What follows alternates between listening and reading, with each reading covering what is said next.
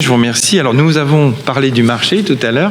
Et là, comme je me devais de vous faire le rapport annuel de Nantes Métropole, eh bien, Madame Rattez nous fera chaque année le rapport de notre délégation de service public qui nous a été remis par notre société. Et donc, je vais lui donner la parole. Je ne sais pas si tu as un micro, oui. Marie-Pierre. Je l'ai récupéré. Super. Merci. Oui, donc la commune de Bouaye accueille sur son territoire 2 marchés de vente au détail, les jeudis et les dimanches matins, ainsi que diverses activités commerciales non sédentaires sur le domaine public. Ça peut être également des cirques qui passent. La délégation de service public pour assurer la gestion de ces marchés a été renouvelée par le conseil municipal le 17 décembre 2015.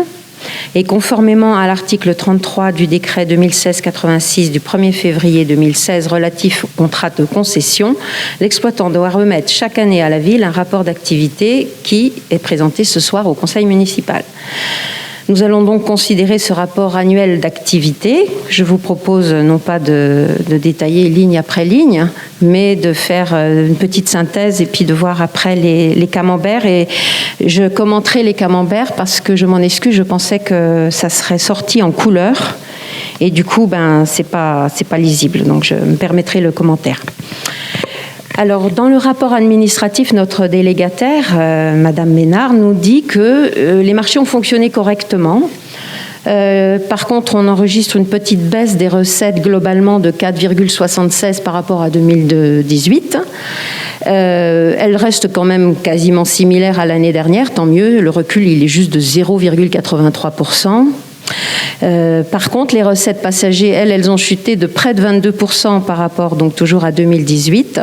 Et bien sûr, c'est à imputer au niveau des travaux et le déplacement du marché, puisque par nature, les commerçants dits volants s'abstiennent de venir et préfèrent d'autres marchés sur lesquels ils ne sont pas forcément toujours à l'année et ils changent comme ça au gré. Ça s'observe même quand il ne fait pas beau, les commerçants en question ne sont pas là. Durant l'année 2019, nous avons 2 commerçants qui se sont désabonnés pour les clients du marché. C'est la boulangerie Une Tartine de Bonheur et Monsieur Atmimou, primeur. Également sont organisées traditionnellement 2 fois par an 2 animations. Donc l'année dernière, la première en mai a été effectuée, donc comme elle le dit, au printemps. Il y avait des tablettes tactiles à gagner. Et l'autre animation en novembre a permis d'offrir 15 bons d'achat de 10 € et de nombreux lots durant la matinée. Derrière donc la page, vous avez la liste des commerçants qu'on ne va pas passer en revue. Donc les abonnés au marché du jeudi ainsi que ceux du dimanche. Et vous avez également le commerçant hors marché qui est place des échoppes, l'ostréiculteur. Voilà. Vous avez donc le tableau des catégories d'activités que je me permets juste de commenter puisqu'il n'est pas en couleur. Donc en 1, c'est pas étonnant, le jeudi, nous avons les fruits et les primeurs majoritairement. En 2, nous avons la confection en termes de linéaire. En 3, c'est la poissonnerie et puis l'horticulture fleuriste en 4. Ensuite, par petits lots de 3%, 4%, vous avez boucherie, etc., fromagerie, volaille. Voilà. Là, il y a pas mal de camemberts. Et si vous tournez la page sur le dimanche, par contre, c'est très équilibré puisqu'il n'y a qu'un marchand de chaque chose à chaque fois. On retrouve le primeur en 1, occupe la première place. La fromagerie, un stand, c'est 2. Nous avons l'ostréiculteur, étant donné qu'on considère qu'il y en a 2 dans la commune, c'est les 2 qui remportent, même s'il n'y en a qu'un sur la place du dimanche, ils sont quand même, en termes de linéaire, ils sont en 3e position. Vous en avez 4 ex-aequo, la poissonnerie et la charcuterie, et puis les plats asiatiques en 5e position. Il y a également une place pour un passager, mais là, comme tout passager, ça change et puis c'est pas toujours. Voilà. Ensuite, là, je vais vous faire grâce de tous les chèques encaissés par Madame Ménard et les espèces. Donc, premier trimestre, vous avez en bas un total général. 2e trimestre, abonnés, passagers, pareil, total général. 3e trimestre, on passe. 4e, c'est pareil. Plus intéressant, la synthèse des résultats d'encaissement. Là, on parle des passagers. Donc, comme vous n'avez pas de couleur, je me permets de regarder la dernière ligne. C'est celle-là qui correspond à 2019. Et on voit bien, en effet, le creux dont elle parle dans son rapport administratif. Entre juin et octobre, ça correspond au déplacement du marché. Et donc, comme je vous le disais, les saisonniers sont partis. Alors, ceci dit, on observe quand même si vous n'avez pas la couleur, que c'est toujours un creux à cette époque-là, parce que les saisonniers choisissent bien souvent d'aller sur la côte, enfin les côtes, et ne se concentrent pas sur notre commune. Voilà. Derrière, vous avez les résultats cumulés.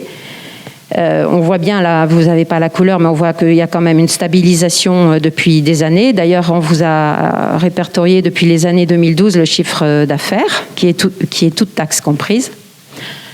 En fait, entre le plus fort, le 17 400 en année 2014, et le plus faible, l'année dernière, 15 875, il n'y a que 1 525 € d'écart. Et ensuite, on termine par les résultats financiers de l'année avec, bien sûr, la balance recettes-dépenses. Vous pouvez voir que, par exemple, sur ce qui est des dépenses, les lots d'animation, l'animateur, les affiches, ça représente à peu près quand même un budget de 1 354 € par an. Donc, un petit recul pour son résultat brut de 675 €. Mais sachez que la rémunération de la commune, c'est à hauteur de 8 000 € tous les ans. Et là, nous sommes en fin de délégation. Donc, nous avons lancé un appel d'offres et les résultats seront connus au conseil municipal du mois de décembre. C'est une délégation pour 5 ans. Voilà, si vous avez des questions. Merci Marie-Pierre. Donc, y a-t-il des explications, des commentaires? Bien, écoutez, je mets aux voix Pardon? Ah oui, il n'y a pas de...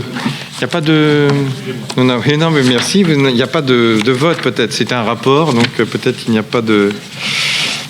Il n'y a pas à formaliser, en fait, il n'y a pas de... On prend acte, voilà. On prend acte... Oui, voilà. Nous prenons acte que le rapport nous a été fait. Et il en sera donc ainsi tous les ans.